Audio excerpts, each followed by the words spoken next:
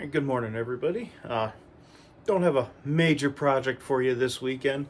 I'm just going to show you my thought process of how I'm going to take a piece of firewood and turn it into something usable, usable blanks. This one's not really wide enough for me to get bowls out of. You know, they would be super shallow, half-inch bowls. So I'm going to go for some blanks for some bottle stoppers and some pen blanks. This is that wood from my last video that turns green under the black light. So I think they might make some interesting pen blanks and bottle stoppers. Sitting on a bar, some people like to do black lights on their bars, to highlight the bottles and stuff. I think that might look cool. So I'll show you my process on how I turn this into something usable using a bandsaw. So here we go. Alright, first thing we're going to do is square these ends up. You can see they're not square with anything, so we're going to square them up. I made a little jig that holds everything nice and square. Just little U-sheet board sits in it, keeps it from rocking back and forth. That, in conjunction with my miter gauge, I'll be able to put it on there and just slide through nice and even. I'm not measuring anything, I'm just eyeballing. There's no sense to waste all the time trying to measure. You're not going to get it perfect anyway. So we'll just slide them through about like that. A little bit more just for fun. I'm going to leave the dust collection off because it's noisy.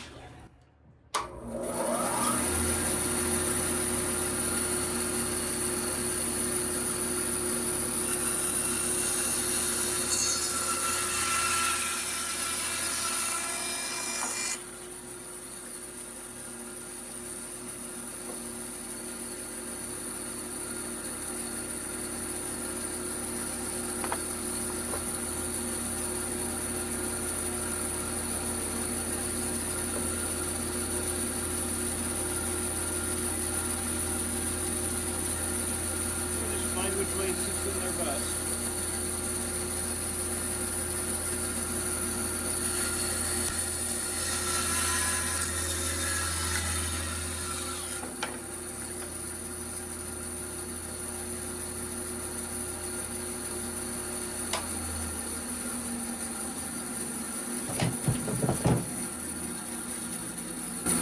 Alright, now we got something relatively square. That jig, and we'll grab another jig. I'll bring you right back.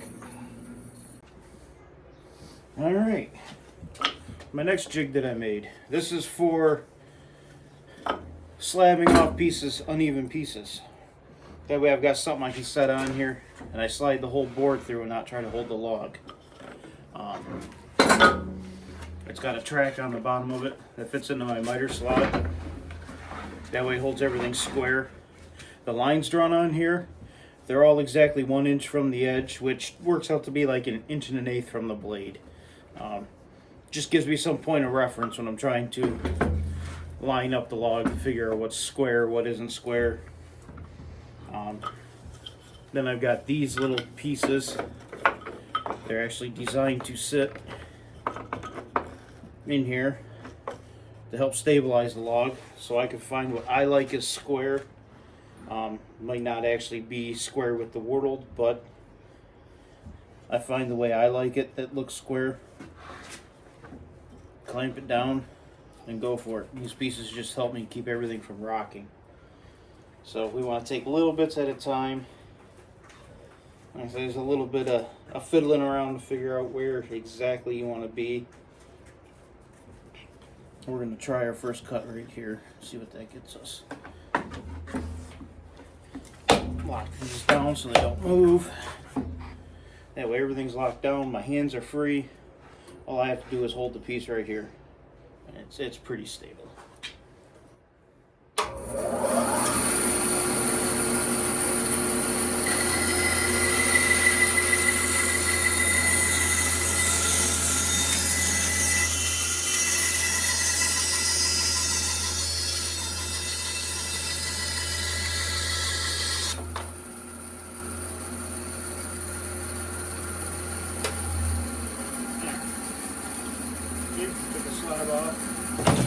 Now I'm starting to get a flat reference. Let me wait for this to stop moving.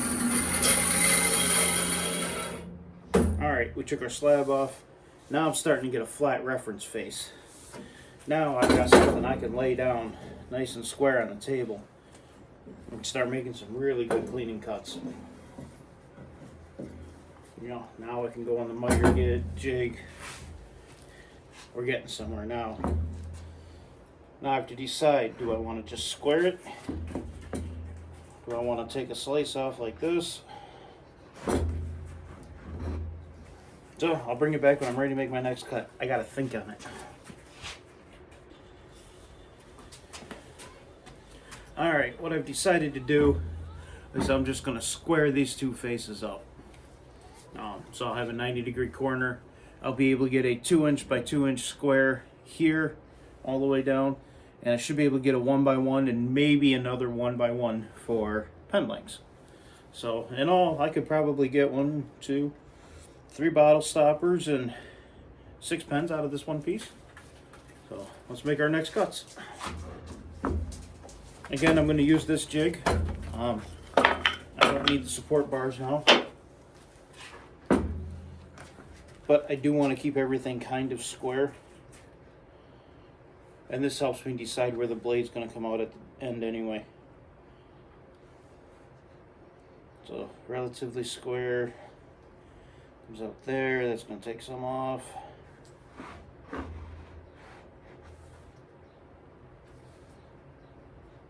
I got a little bit of a rock in it, so we're going to use this one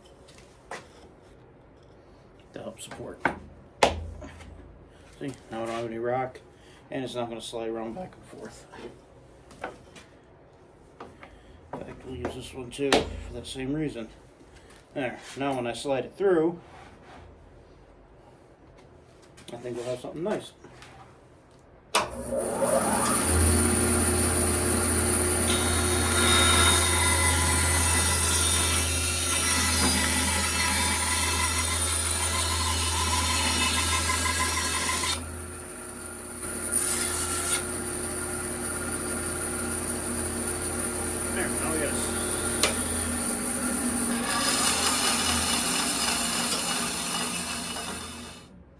Someday I'll learn to wait till the saw stops before I talk. But there. Now I'll mark out. I'll set my fence actually for 2 inches. I'll run it through again, and then I'll see if I can get another 1 inch off of this side. So. Alright, I'll let you watch the setup of that. This is scrap. I got a big bucket right there. So let's pull this off.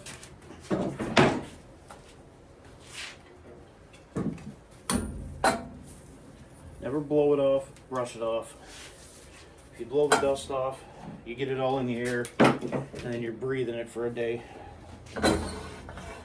So set my fence at 2 inches. I'm not going for perfect here. We're also going to lower the guide and give us a better cut.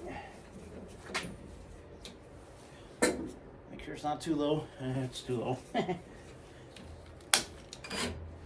perfect.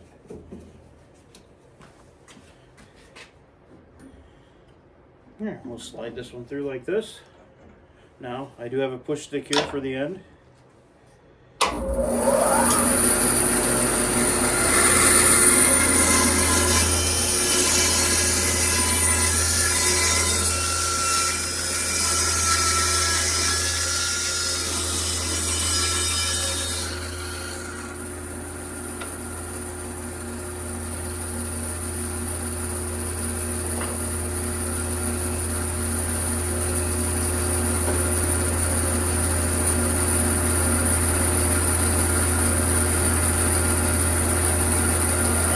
Going to go for a 2x2 square, so almost like this one here.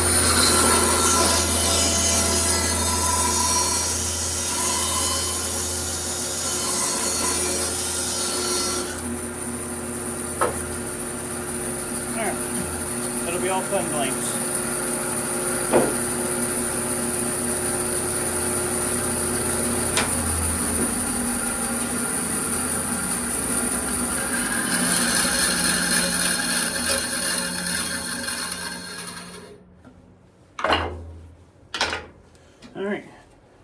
Actually, I said pen blanks, just be bottle stoppers. I'm going to throw some latex paint on the end here.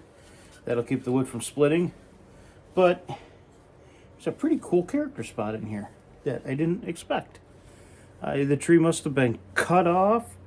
Looks like a branch that might have been cut. I don't know. But it grew over something and made a perfectly square spot. Anyway, this will be green, glow-in-the-dark bottle stoppers in a while. Once it dries, 3-4 months. Now this one, I'm thinking I'm just going to do pen blanks, so I'm going to do 1 inch.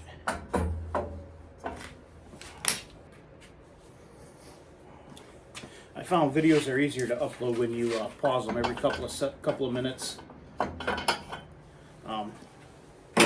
My saw does a cool trick where I loosen a couple of knobs, the fence slides out and slides back in for doing short stuff. So we'll go for a couple of 1 inch by 1 inch blocks out of this.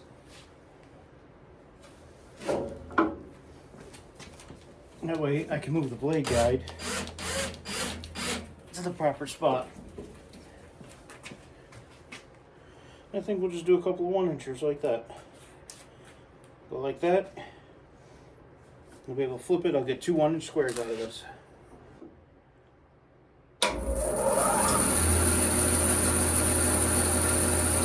Always use push stick.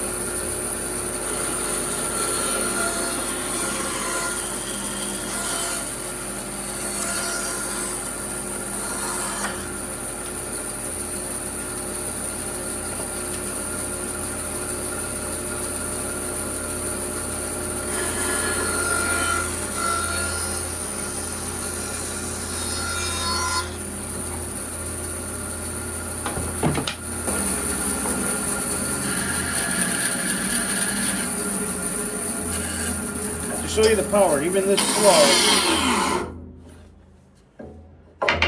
Respect them when they're spinning down because they can do some damage. Alright, so out of that board, I've got probably 3 bottle stoppers I can get out of this 2x2 square. And I can get at least 4, 5, maybe get 6 or 7 pens out of this. I think that's a pretty good yield for a piece of scrap, you know, firewood. And they'll be that cool glow-in-the-dark green, and they'll have a really cool orange color when they're finished. So I'm very happy with this piece. So I'll show you what I do for sealing up the ends. Alright, now for sealing up this end grain, I've got an old bucket of latex paint. Now, the bucket looks like it's really nice paint, but what I've been doing is just taking anything I can find that's latex. Any color, doesn't matter. I just throw it in the bucket and use it purely for this. My big blanks, my big wood turning blanks, I use it for. I just paint the end grain. That seals it up, slows down the speed of the water getting out of it, getting out of the wood. As you can see, it's the consistency of, I don't know, drywall mud. Some yucky stuff. You wouldn't want to paint a house with this. And it's nowhere near the color on the can, but I don't care for this. I give it a quick stir. Good enough. I'm not even going to use a paintbrush. I'm going to quite literally, I'm just gonna dip the end. Use my paint stir. Give it a quick wipe. There we go. Just fine. I don't care if there's extra on it. Doesn't matter. It can run, it can drip. Its job is to seal the end grain. And I don't want to clean a brush, so I'm going to do it this way. Dip this side.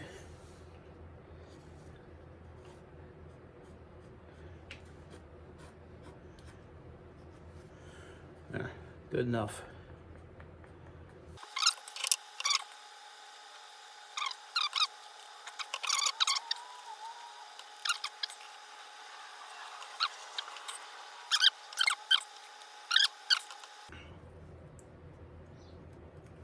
There. And we'll just let them dry for a few hours. I'll take them, throw them in the drying room. Let's say 2-3 months, I'll be able to turn those. Minimal cleanup. Unless you count my hands, because for some reason I'm a magnet for latex paint. But that's it. Quick, short video processing a blank for pens and bottle stoppers. Hope you enjoyed it.